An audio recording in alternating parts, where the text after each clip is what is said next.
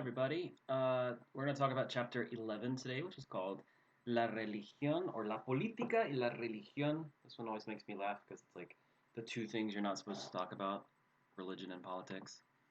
Um, so let's look. Let's get started.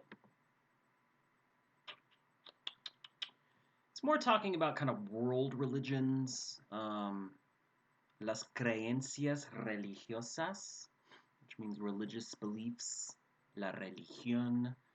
Most people in the Spanish-speaking world are Catholic.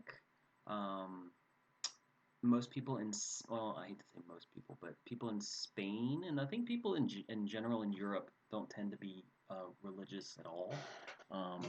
More so, Latin Americans tend to be more Catholic. So you get a lot of words like Dios and fe and creencia. When we go over here to política, la política, um, candidato, activista, inmigración, terrorismo, lots of really hot button issues that could lead to spirited debates. I don't know what's happening in this video. I don't think I've seen this one in a while, but you will just have to stay tuned and see. Looks like Lupita's in it. Hopefully she's feeling better. Here's a Carnaval de Oruro. A lot of different countries have a form of carnaval. Carnival, what we do for Mardi Gras.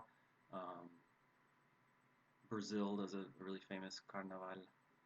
There's a politician, Evo Morales. Let's see. The grammar for this chapter is they sort of take a little, I don't know, I guess they feel bad for all that hubiera stuff from chapter 10, so they're kind of backing off a little bit. You saw the passive voice in 102.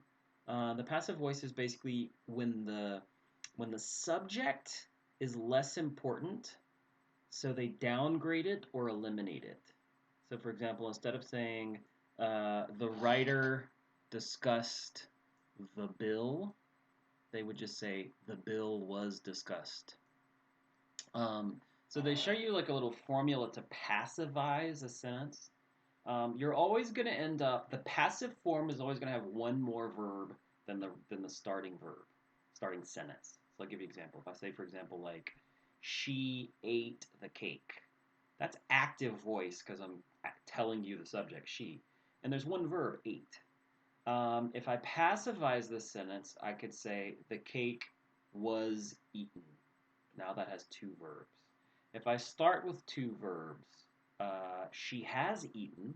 If I passivize it, I would say the cake has been eaten. So you always end up with one more. Typically a form of ser and then a participle. So what you're doing is you're taking what's the direct object and you're kind of making that the subject. Instead of saying she read the book was read, and then you could just say by her. So it's a way to emphasize what was done versus who did it.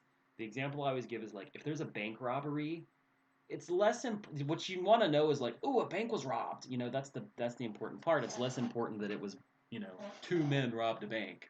I mean, that's good to know, but you want to go like, wait, the building was attacked. That's the headline. Less important who does it.